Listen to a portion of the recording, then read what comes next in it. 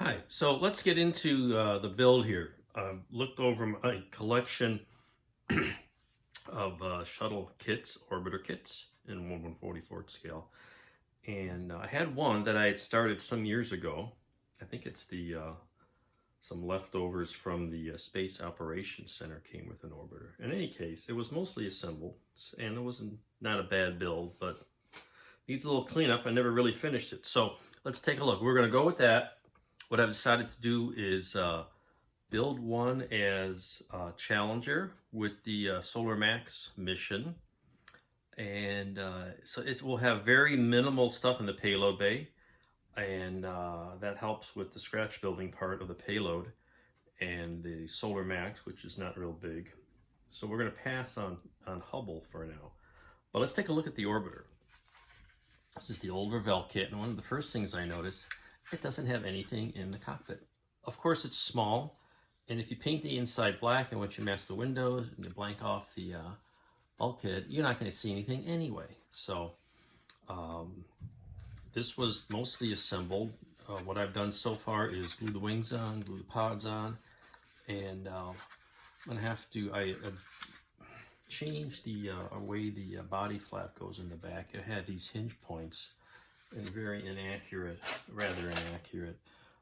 It's too narrow. The flap comes all the way out to the sides of the fuselage. So we'll add some little styrene on the sides here. Just glue it straight on, forget the funky hinges, and I reshaped that a little bit. So that's the first mod. The next mod was to get the razor saw and cut some notches in the flaps. Doing kind of a dry fit on the interior. This bay liner is not glued on yet. It's snapped in place, trying to figure out how I'm going to work the doors, and that's kind of the first thing. What I've decided to do with the interior is, of course, this is completely inaccurate. That's the structure underneath. You look at photos, particularly the Solar Max. There's a nice photo here of the mission, and what you see is a nice rounded payload bay liner. And so what I'm going to do is I've got the photo etch kit. We'll pick up some of that, and the rest of it I'm probably just going to do with a piece of I'm going to get my design 2D CAD software out and make it out of cardstock. Just line this with cardstock instead of styrene. I've seen people suggest put a piece of thin styrene in here and curve it. But frankly, it'll be easy to do in cardstock. I can just print the details on there, and I think that'll be good enough. I do not want to go to a lot of trouble on these. I've got photo etch parts for the front and back. That and maybe some additional just printed cardstock liners, and that'll look fine. So now the next question is the doors. I sanded off most of the detail on the payload bay doors. These will snap on. The instructions even have you add them later, and I've determined so far I can take these on and off without breaking the pins, but I don't want to do it too many times. There's really nothing on the sill here for a robot arm to attach to. I cut off the big overscale thing that was there, but it's going to have a robot arm glued on here somewhere. It's very narrow, so it's not going to be that difficult. Work on that.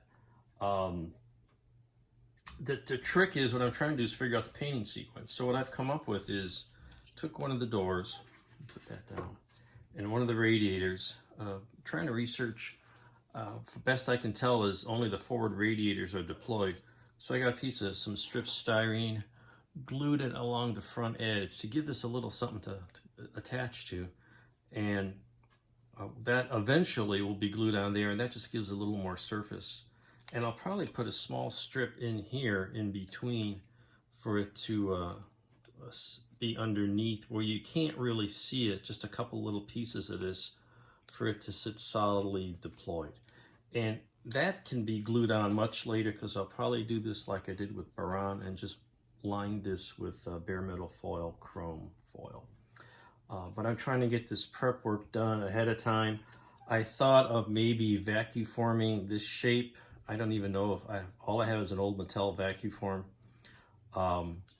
You know, at this point, I don't know if it's long enough to do that. And at this point, I think I'm just going to put this kit part on here and call it close enough. We'll put foil on there and glue that on. That'll be one of the last things to be put on the kit. But I just want to, you have to design all this stuff in ahead of time, because I'm anticipating getting this all prepped, putting this on here, and then kind of tacking it in a closed position so I can paint the outside of the vehicle. And then I'll attack the payload bay last after the whole thing is painted, because a lot of this will be separate parts that are just inserted, so I don't have to do any painting of the inside to speak of. So it's a matter of, a lot of this is a matter of coming up with the sequence that you want to build it, because you're not just building it out of the box, you're building it with some additional details and features. So here we go. I think the next thing is if you put a little putty on these seams, check these seams, clean this all up, verify I've got the radiator doors, the payload bay doors ready to go with these forward radiators. Again, I cut off all the I got them both prepped up. The hinges, you know, these are going to be gone. There was a big hinge on here for the radiator, that's gone. So get all that ready and get this thing painted, and then we can work on the inside. So that's where we are. We're just kind of getting started. So I'm going to do this one as Challenger with sort of Max, and I think the next one I'm going to do is the once this one gets rolling, the Dragon kit, kind of build it mostly out of the box, and then the other Revell kit will be done as Atlantis dock to mirror, and that's where I'm going to use the full set of photo etch parts from Newware. I don't have one set of those. I don't really want to buy another one. I think I'm going to go with the detail on that after I do this Challenger first, to kind of get reacquainted with the old kit, and then the second time around I'll add the one with more detail. So that's my approach, kind of trying to strategize the sequence of building this thing, and stay tuned for more. Thanks for watching, and have fun modeling.